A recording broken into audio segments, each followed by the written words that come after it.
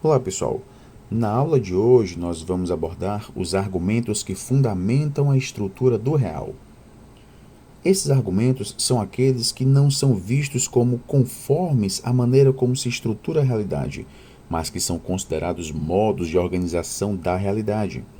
São os argumentos indutivos ou analógicos, ou seja, aqueles em que se generaliza a partir de um caso particular ou aqueles em que se transpõe para outro domínio o que é aceito no campo particular. Nós vamos ter aqui os argumentos pelo exemplo. Na argumentação pelo exemplo, formulamos um princípio geral a partir de casos particulares ou da probabilidade de repetição de casos idênticos. O caso particular serve então para comprovar uma tese. Temos esse tipo de argumentação quando, por exemplo, depois de narrar que um fiscal de arrecadação foi preso em flagrante recebendo propina, concluímos que os fiscais são corruptos. Na mídia, muitas vezes, a entrevista com uma pessoa, apresentada como protótipo de um grupo social, profissional, etc., destina-se a fazer generalizações. Nas reportagens sobre as manifestações de junho de 2013, mostrava-se alguém que bradava contra a corrupção, para concluir que as manifestações eram um protesto contra a corrupção. Com o argumento por ilustração, nós temos uma natureza diferente.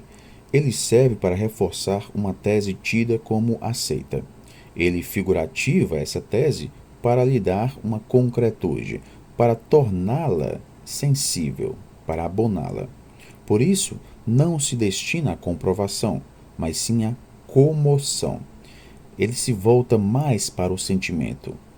Em nossa sociedade, uma tese considerada verdadeira é que os brasileiros gostam de levar vantagem em tudo. Nesse caso de argumentação, assim como na argumentação pelo exemplo, nós temos o defeito argumentativo de dar à afirmação geral um alcance que o caso particular não permite. Por exemplo, não se pode dizer, a partir de um único caso de corrupção no serviço público, que todos os funcionários são corruptos. As generalizações indevidas, as afirmações gerais que nada têm a ver com os casos particulares relatados ou que são contrárias aos fatos narrados, destroem a argumentação baseada em fatos singulares. Por exemplo, não tem nenhum valor argumentativo a afirmação de que o Congresso Nacional está dando todo o apoio ao Executivo, depois de relatar uma série de episódios de derrota fragorosa de proposições do presidente no Congresso.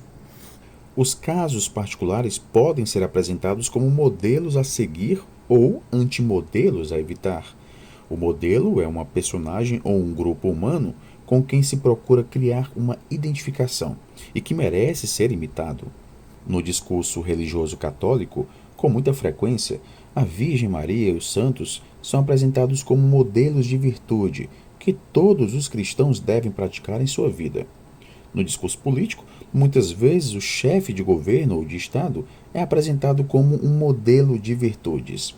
Cria-se um mito de suas qualidades, sua inteligência, sua dedicação ao povo, o seu desapego de qualquer benefício pessoal. E assim vai sendo construído o culto à sua personalidade. É o que aconteceu com Hitler, Mussolini, Stalin e tantos outros. Na publicidade, criam-se tipos alegóricos que condensam ideias como sofisticação, brasilidade. É o que ocorre com o uso da figura da mulata sambista, que é apresentada como uma síntese das características nacionais de sua arte de viver. Os antimodelos contêm características que se devem evitar. Por isso, identificar alguém com um antimodelo é uma forte maneira de desqualificá-lo. Muitos chefes de Estado, como Hitler, Stalin, que foram, num dado tempo, considerados modelos e, por isso, foram objeto de grande culto à personalidade, passaram a ser vistos como antimodelos. O argumentum assimile, ou argumento por analogia, tem semelhança com o argumento por comparação. No entanto, ele não é um argumento quase lógico, porque não é fundado no princípio da identidade como a comparação. Ele está baseado na experiência. Nele, passa-se de um domínio do significado para o outro. Assim, faz-se admitir aqui uma tese transpondo essa tese de um espaço de sentido a outro. Tito Livio, em sua História Romana, conta que, numa revolta dos plebeus, Menênio Agripa, tribuno da plebe, procurava pacificar os revoltosos, mostrando que a sociedade precisa ser solidária, como os órgãos do corpo humano, pois o estômago precisa das mãos, da boca e dos dentes, como estes precisam daquele. Esse argumento estabelece uma analogia entre a fisiologia do corpo humano e a ordem social, para naturalizá-la. Assim como os órgãos do corpo humano precisam executar a função para que foram criados, senão o corpo se enfraquece, patrícios e plebeus dependem uns dos outros, precisam exercer o papel para que foram constituídos, senão a sociedade perecerá. E nós finalizamos aqui esta aula. Bons estudos a todos e até a próxima.